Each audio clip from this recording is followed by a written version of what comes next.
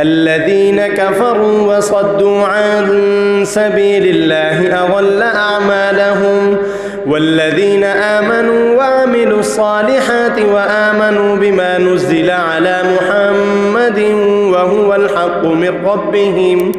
كفر عنهم سيئاتهم وأصلح بالهم ذلك بأن الذين كفروا اتبعوا الباطل وأن الذين آمنوا اتبعوا الحق من ربهم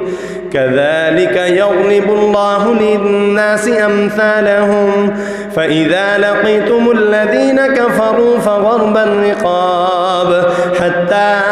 إذا أثخنتموهم فشدوا الوثاق فإما منا بعد وإما فداء حتى تضع الحرب أوزارها ذلك ولو يشاء الله لانتصر منهم ولكن ليبلو بعضكم ببعض والذين قتلوا في سبيل الله فلن يضل أعمالهم سيهديهم ويصلح بالهم ويدخلهم الجنة عرفها لهم يا أيها الذين آمنوا إن تنصروا الله ينصركم ويثبت أقدامكم والذين كفروا فتعسا لهم وأضل أعمالهم ذلك بأنهم كرهوا ما